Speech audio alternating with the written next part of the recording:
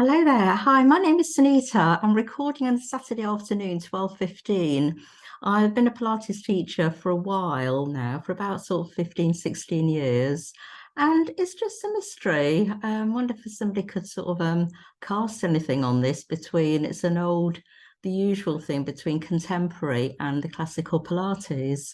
I actually started when the contemporary, I didn't know any different actually. I just started doing modules for mat. It was beginner's mat. Story goes from there, probably intermediate mat, advanced mat. And then the equipment was done in stages. Then I decided to go for the reform, and nobody encouraged me. I thought, okay, maybe that's the next step. Caddy, followed by was it I think I did the chair and then the ladder barrel. So it wasn't in it was literally the order I thought it would be, and I just sort of like paid, and then obviously I paid for more courses like osteoporosis courses, pregnancy. They came really separately, so I sort of learned bits and stages. I'm not criticizing it at all, because it has helped in some. I've got some rehab clients, and it's sort of helped in that way, so it has come really handy.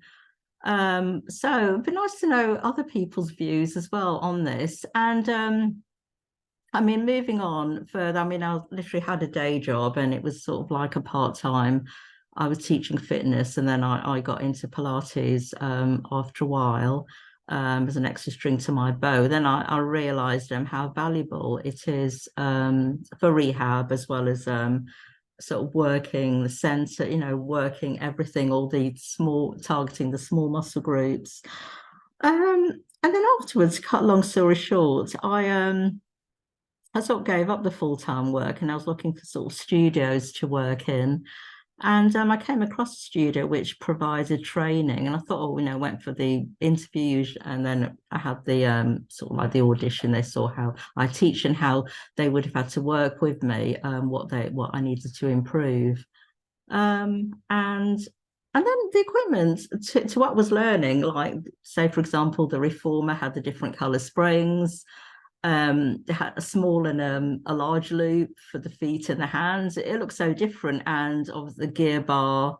And then I think I did an exam in an Allegro. I mean, not criticizing, but obviously it's different. And then I saw this what we call the classical reform, and I thought, oh my gosh, it had these not thick leather straps, wooden handles, heavy springs. I thought, gosh, I mean, I had to do like a sort of like 10-minute demo, a teaching demo of and I had never used one of these before, so completely different. But obviously I improvised with it, like with, for example, with the leather straps. To make it longer, you had to extend it. I mean, blah blah. If you're in the classical, and it was really a mystery to me. Then I did the training. We did the workouts. Just to learn everything. So it was like relearning everything.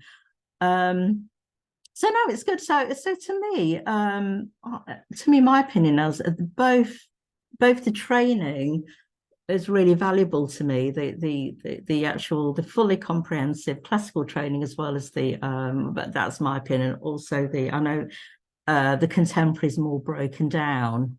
But yeah, let me have some thoughts. I know there's some different views all over the place, but to me it has helped. But I love the thing with the classical as well. Uh, if I did do the classical training course afterwards, and everything's linked. We learn, obviously we did the beginner's mat first, but then as we progressed, we saw how the exercise linked from the mat to the reformer, and the shapes. Like we sort of make similar shapes. If it can't be done on the mat, you move them onto the equipment, and that's really worked really well. So maybe I do recommend, like, if you do your training, just go for the classical, because like sometimes a mat can be challenging, and things like the overheads, obviously it can't be done. I'm just thinking in the contemporary, there must be a way that it can be, maybe using small balls or something to get that overhead, to get the hips lifted. but it makes really more sense with the classical. Again, I'm trying to compare the two, not saying one's better than the other. The small barrels helps with the overheads, the spines, things like the spine corrector to get that hip lifted. Because obviously, if you taught just mat, I mean, how would you teach the overheads without any equipment? Like there is a way, maybe the small balls, the foam roller that could sort of improvise slightly. So yeah, it'd be interesting to get some thoughts. But like yeah, the classical makes sense in the way that you've got the equipment like the caddy. Like if somebody can't get on the floor, you just have a private, you just put them on the caddy. And then you've got the resistance springs and everything for like if you're starting up with the roll ups. You've got things like feet in straps.